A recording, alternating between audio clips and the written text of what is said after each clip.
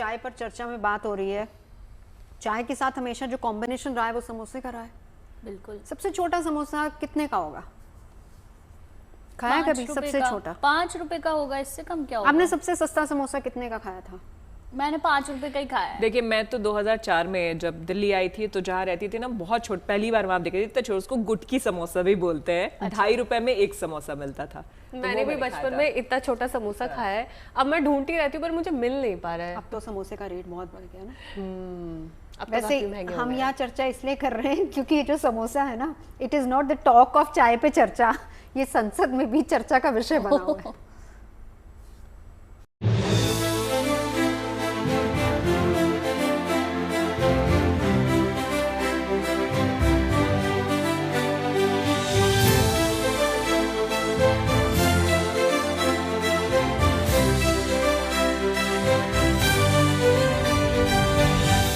Restaurant, hotel, dhaba, ये वो जगह है जहां अक्सर भीड़ दिखाई देती है।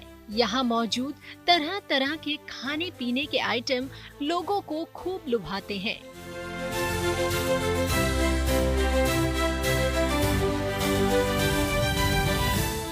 किसी जगह का समोसा लोगों को बेहद पसंद आता है, तो किसी को वड़ा पाव, तो किसी को इडली डोसा, कोई थाली का ऑर्डर करता है तो कोई अलग अलग आइटम की फरमाइश करता है।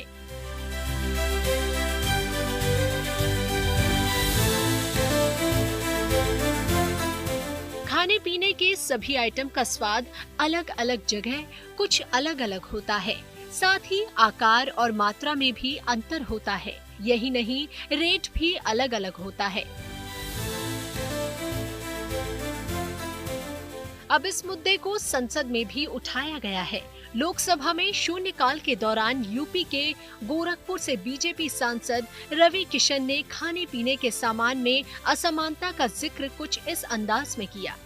दुनिया का सबसे बड़ा आबादी वाला देश है महोदय। यहाँ पर छोटे छोटे कस्बों से लेके बड़े बड़े महानगरों में लाखों ढाबे और होटल, जिसमें प्रतिदिन करोड़ों लोग भोजन करते हैं। इन ढाबों और होटल के स्थान और स्तर के अनुसार खाद्य पदार्थों की मूल्य ग्राहकों से लिए जाता है। कहीं 5 स्टार में वड़ा पाव खाएंगे, अब मुंबई में अलग है, 5 स्टार में जाओ उसका अलग है। कहीं समोसा यहाँ चांदनी चौक पे सस्ता मिलता है और कहीं गोरखपुर में मिलता है, तो गोल बाजार में अलग। हर जगह पे 5 स्टार होटल में उसका रेट ज्यादा हो जाता है।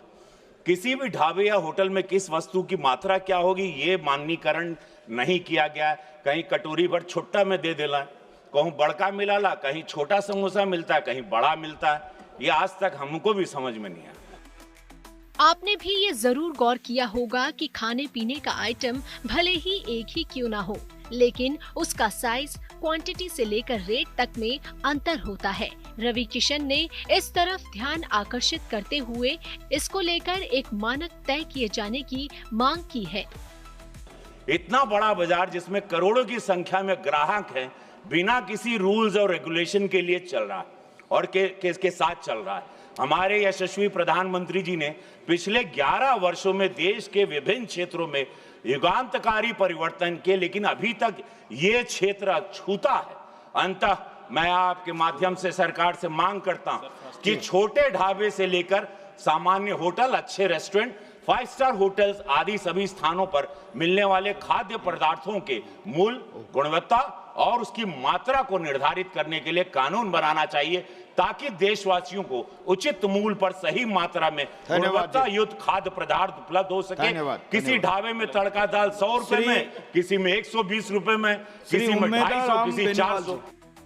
रवि किशन ने सरकार से इसको लेकर कानून बनाने की मांग की है। अब इसको लेकर क्या कुछ होता है, ये तो आने वाले समय में पता चलेगा। लेकिन ये बात तो सही है कि लोगों को इस बात की जानकारी तो होनी ही चाहिए कि उसे खाने पीने में जो सामान दिया जा रहा है उसकी गुणवत्ता सही है या नहीं, मात्रा और दाम उचित है या नहीं। Bureau report, good news today.